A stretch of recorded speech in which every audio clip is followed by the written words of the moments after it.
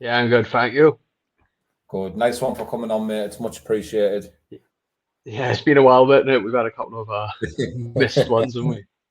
Yeah, no worries. We're here now, mate. Anyway, I thought we'd started, mate, by the weigh-ins for BKFC London. And when you were, was it the first time you'd been face to face with Tyler? Um, yeah, I think I can't remember if we fought on the same show before, but I know he's been like in around BKB at the same time as me, but I've never. Oh, I tell a lie.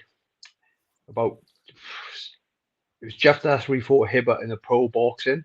He was at a Yeah, show in Wales because one of his uh one of his stable mates was fighting in Wales. So I met him then, like all these years ago, but I can't remember what he looked like, and what his yeah, dap was or anything.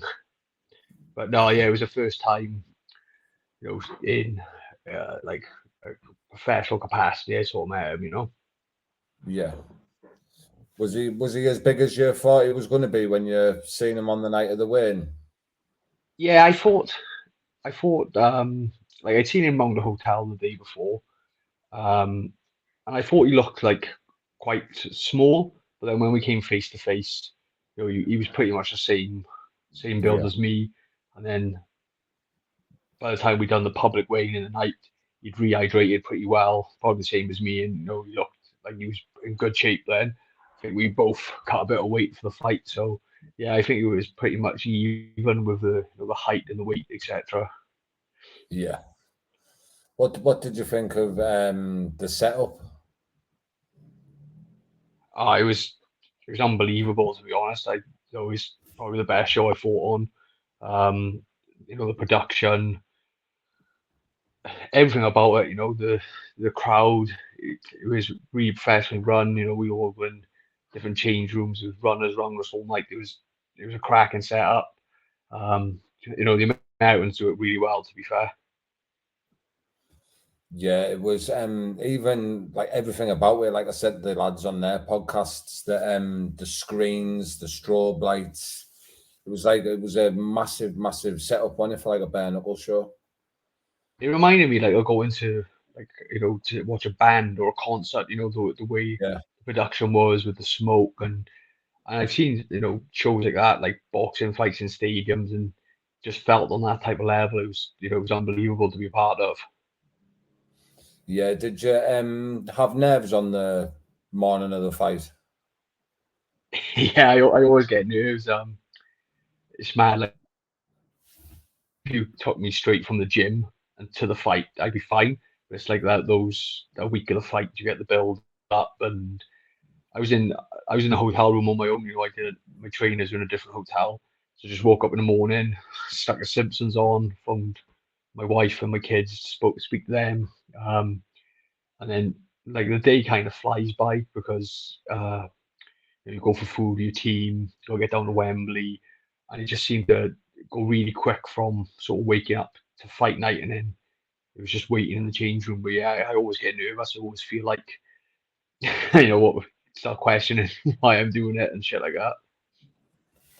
Yeah. So when you're getting called out, you go to the fight first round. What's going through your head in the fight? Um, well, I think I can't really remember sort of. I can't remember the ring walk. Um, I can't remember getting in it, but I can just remember thinking, right, I'm gonna stick in with this jab because we were planning on using the jab a lot. I threw a big overhand right. I seen him speaking to you the other day, saying it was probably the punch that I've knocked out a head from now. Oh, I only got one hand. uh, Saying that my right hand I was the seen that on punch your that caused. I seen that on your story today that you didn't you break it in Yeah, the yeah. Well, I think that punch I landed. I think it was the first right hand I threw, which he said wobbled him and cut his ear. I think that's what done the damage to my hand because I didn't throw it as much after that. But it was only sort of the third round I really felt it. I think it was so full of adrenaline. It was up until that round, like I felt it. But yeah, and then I think I caught him with another jab, and I split his eye. and it was just a bloodbath. Then I was gushing. It was a hell of a mess. Yeah. How did you feel? Like, obviously, do a good performance on such a big stage like that. I was buzzing. It was Tyler was always the type of fight I wanted to get. Me and him have got no real problem. We had words in the past, but that was mainly because we were trying to fight each other. But I've Yeah. always had like respect for him. He's always been an exciting fighter to watch, and he's well thought of in the bare knuckle world, and he's the type of fight I wanted to have, and I was really happy to be in there with him. Um, I think I surprised a lot of people. Me and my team knew my ability and what we could do, but I think I surprised a lot of the bare knuckle audience. I had some fighters and some trainers and stuff coming up to me in the hotel after saying, they couldn't believe how good I was. I thought the first 3 rounds I was excellent. The fourth and fifth I wasn't as good. The fourth I kind of had to take off because my hand was hurting and we went on the back foot a bit, but I still think I'd done more than enough to win. And it was a cracking fight. Tyler Tyler, it wasn't one-sided or every round was competitive. Tyler played his part, and I think it was a really good technical fight for people who may think, bare knuckles just two idiots punching each other in the centre of the ring. I think we showed the technical side of things. Yeah, you did, mate. It was an unbelievable fight. I was watching it live. What a fight it was, mate. Unbelievable. So, Thank you, what's mate. your plans? What's your plans next, bro? What you're planning on doing for your Well, next fight? I know it's a well, bit soon. yeah, it's I was hoping to maybe get out. I think they had a show. They said I think it's 2nd November in Miami. They're planning, so I was thinking I might even be ready for that. But I left this like 2 weeks. My hand was hurting, but it wasn't sort of painful, and the swelling wasn't there. But I couldn't bend my finger, so I thought, right, I better go get it checked out. So I went to the hospital on Friday, and she was like, "Oh, you completely snapped your knuckle." And I was like, "Oh, right." She said, she doesn't know how I've been walking around with it for 2 weeks. Um, she said I got to get a cast now, and I got to see a hand specialist this week. So I don't know how long I'm going to be out for. I'm hoping it's not going to be an op, but the picture she showed me, it was like quite a big gap between my knuckle and my finger. Like there was a lot of Jesus. space. So we'll see how it goes. You're lucky you got it signal sooner rather than later, because the longer you leave it, the worse it'll have got to like repair, wouldn't it? Yeah, exactly. She said like there wasn't much sort of healing going on, so I was quite lucky. If I left it longer, it might have healed like um what's it called, like wrong, and then I would have had to have an operation. But it's kind of the sport we're in. These are the injuries we get. Tyler had like quite a lot of damage to his face, but those cuts like that can heal. Whereas, and like you said when he was with you, like it's a lot of scar tissue, so it looks worse than it is. I know he had a few stitches as well, but like broken bones, they're like your worst fear, really. Yeah. Did you watch back any of the other fights from the night? Yeah, I didn't see any fights at the time because obviously we're backstage and Yeah. someone had lost the remote for the TV. So we had the European Athletics Championships on, so we were watching the women's relay. So yeah, I watched most of the fights back. I watched Ella Shepherd back because he was in our change room and I know John Heck quite well. I Yeah. watched Brutal Boswick back. I watched Connor and MVP. I think I pretty much covered all the fights. Dave Brown because he's from down here. Um, yeah, I don't think there's many I haven't watched through. Um, which have I? Oh, the only one I haven't watched, I don't think, is what was the opening fight? Brett Rob May Cunningham and and Cunningham. yeah, that's it. Yeah, I think that's the only one I haven't caught up on yet, and I don't know why I'm watching. I think my stream wasn't working at the beginning or something. I can't remember. Yeah, it was an unbelievable card. Like, must have been Yeah, it was. like it's like some people said they watched the BKFC and then they went to watch the Joshua Usyk card, and they said they were bored by the boxing then, and kind of I I think it's brought a lot more fans over to it because Yeah. although Bennett was growing in popularity, I had people I was in school with that would never watch Bennett, and they'd be messaging me saying, "Mate, we're fans now. We're going to watch it all the time. We've subscribed to the app, so it's only going to get better." Yeah, of course. I think it just needs like a UK channel, a broadcaster, like a Yeah, TV channel, and I think it'd be. exactly. I think you're right. That's all it's missing is um, a big a big promoter, not a big promoter, sorry, a big broadcaster to come in, and I don't think it'll be long because it's going the same way UFC went. No one wanted to broadcast it to begin with, but it's growing now. You're getting big stars in. You're getting active MMA fighters who are like the best in the world coming over. So it's only going to get better and it's only going to get bigger. And I'm happy to be sort of in on the ground floor. Yeah, sweet. So your next fight, you reckon you'll get a shot at the title? It's a weird situation at the moment. Like I haven't so much as gone out to call the champ out because he's kind of beat everyone there is to beat in division. He's gone up a weight, won the title.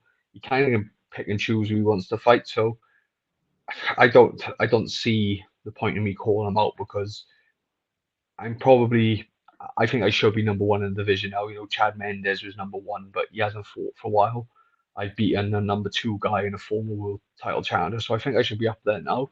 So I don't need to call him out. I'm going to get my shot. It's just when he's the champ's looking to do a show in Peru in the winter, which I wouldn't mind being a part of, but obviously this sets me back. So you could defend his title now, vacate, and then go up to the 165 to defend. So I know I'm going to get that shot, whether it's at Palomino or a vacant belt. I just have to sit and wait, and that's why I haven't made too much noise yet because I'm waiting to see how the sort of cards fall, really. Yeah, you and Chad Mendes for the vacant belt would be a good fight for you, wouldn't it? Yeah, yeah, it would. Chad Mendes, he's a great fighter, and he's just such a big name, such a legend.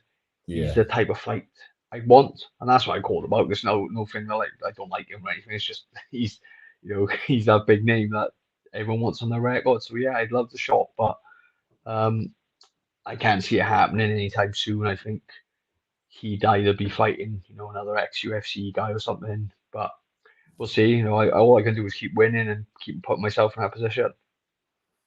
Yeah, sweet. And before we wrap it up, bro, is there any like shout outs or anything you want to share with us, sponsors, anything like that, bro? Uh, I got sponsors all over my shirt. I can't remember them all. I have to read them off my shirt. But I post up on my Instagram like every week. So Yeah. I appreciate all the guys who follow me. Um, I want to thank my team and stuff as well. A lot of people didn't see, but we had a bit of a bad weight cut. I kind of messed up the water loading. I didn't do it properly, and because we had like a press conference, and then we had to get across London because of the traffic and the train strikes. There was like 3 or 4 hours. We started cutting weight late, so it kind of made me struggle the next day. I usually do the weight cut with no problem when I was in America.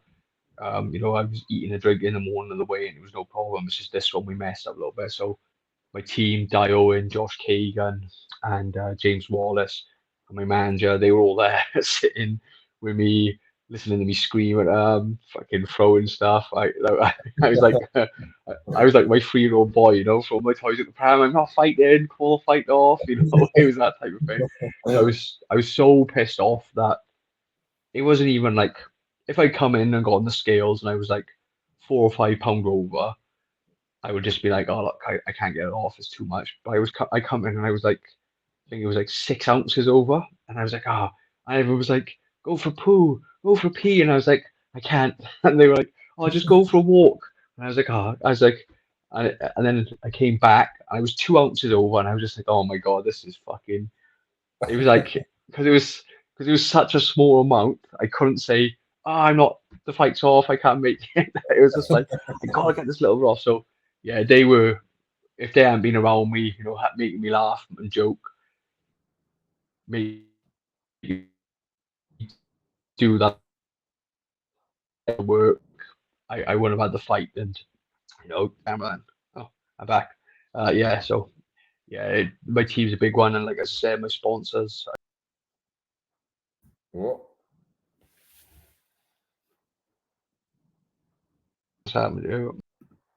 Oh, There he is. He's back. hello. Can you see me, mate? Hello.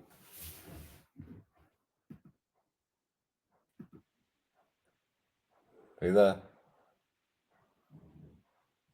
Can you hear me? Sorry, mate. Can you hear me, bro? Yeah, I can hear you. Just my screen went black, and I don't know what happened. Yeah, I think it was the signal. It might be my Wi-Fi signal's disappeared. My box is still on though because I'm streaming shit. So I don't know what's going on. No worries, mate. Where can people find you on Instagram and that? My Instagram's James Lilley 86. And my Twitter's James Lilley 1411. If you're interested in any of my poetry, go on the Drunk Poet Society. It's an event I run, and you'll see all different bits of my writing if you want to go look at that as well. But follow my James Lilley 86 if you want to see me getting punched in the face. So two different worlds. Sick. I really appreciate you coming on, mate. It's class that you've come on the show tonight, and hopefully we can stay in touch. Thank you, mate. Yeah, in the future. Yeah, definitely. I wanted to come on for ages. We haven't had the dates right, and both of us work away and stuff. So yeah, it's all cool, mate. As I said, anytime you want me on, I'm always up for a chat. It's just trying to nail me down because my life's a bit hectic. Like, yeah, not a problem, mate. Well, I hope you have a good evening anyway, bro.